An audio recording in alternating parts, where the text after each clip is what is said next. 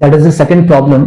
Formulate the following problems as a pair of linear equations and hence find their solution. आपको equations बनानी है और solution निकालने हैं. Word problems are given. Ritu can row downstream 20 km in 2 hours and upstream 4 km in 2 hours. Find her speed of rowing in still water and the speed of current. तो इस type का question आपने पहले देखा हुआ है upstream downstream का. Revisit करिए अगर आपको नहीं आता वहां पे, क्योंकि इंट्रोडक्शन तो वहीं पे मिलेगा आपको. ठीक है, तो हम फर्स्ट पार्ट कर रहे हैं इसका. तो फर्स्ट ऑफ ऑल हमें क्या चाहिए? Speed of rowing in still water we need, and we need the speed of current. तो एक्स और वाई हम अज्यूम करेंगे इनको. लेट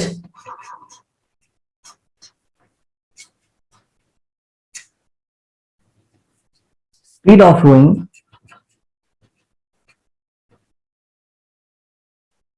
इन स्टिल वाटर, मतलब जब पानी आपका शांत हो, कोई करंट ना हो उसमें, तो उस समय स्पीड ऑफ रोइंग मतलब जो बोट की स्पीड होगी वो कितनी होगी?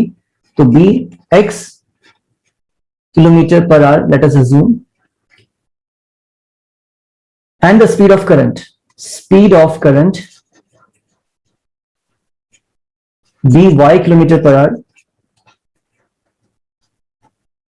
ठीक है,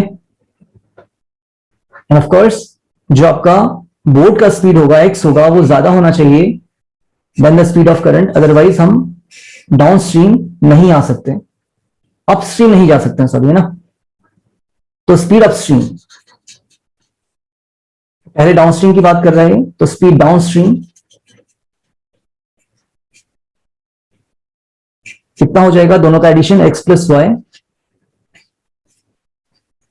kilometre per hour, and the speed upstream will be x minus y kilometre per hour. अब हो क्या रहा है? देखिए ये आपका स्ट्रीम है जिसकी स्पीड y है.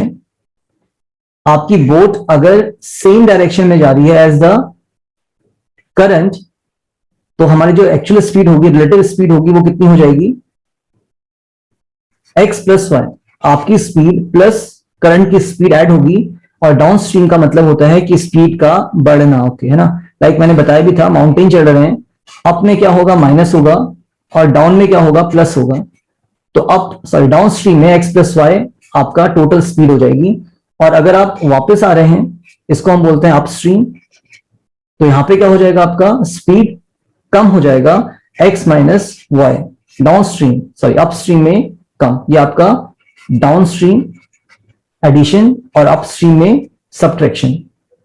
आई होप क्लियर होगा आप लोगों को. नहीं है तो आप लोगों को पीछे एक बार इंट्रोडक्शन में देखना पड़ेगा. Now he saying 20 kilometre in 2 hours down stream. तो देखिए स्पीड हम कैसे निकाल सकते हैं? स्पीड होता है हमारे पास speed equals to distance upon time. तो आपको डिस्टेंस भी दे रखा है 20 किलोमीटर और टाइम भी दे रखा है आपको. ठीक है, तो यहां पे हम इजी फॉर्मूला यूज करेंगे, speed equals to distance upon time. तो मैं लिख दे रहा हूं एक बार. केस फर्स्ट होगा हमारा ये, speed downstream, speed equals to distance downstream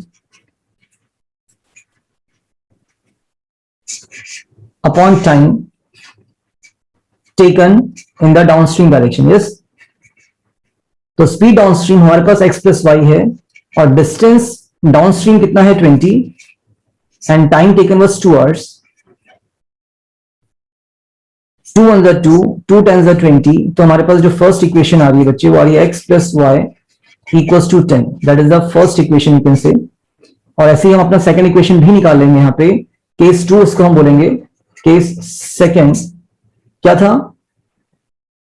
upstream 4 kilometre in 2 hours. तो अगर हम बात करें स्पीड की, तो speed upstream will be equal to distance upstream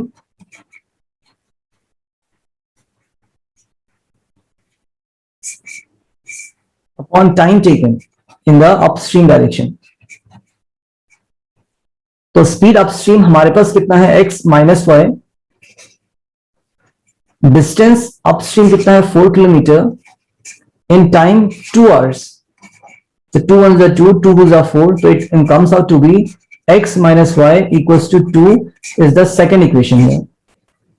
हमारे पास दोनों इक्वेशन आ गई हैं, दोनों का यूज करते हैं और अपना सॉल्यूशन ले लेते हैं. So x plus y equals to 10 was our first equation and x minus y equals to 2 is our second equation. और हम यहाँ पे एलिमिनेशन मेथड यूज कर सकते हैं. Just you need to add them.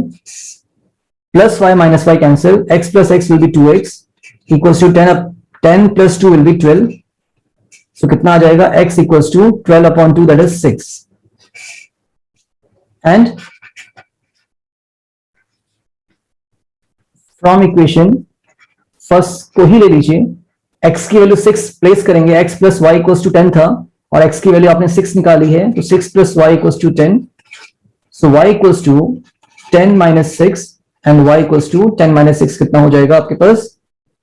That is 4. Okay. तो y की value भी आपने निकाल ली. So therefore what we can say,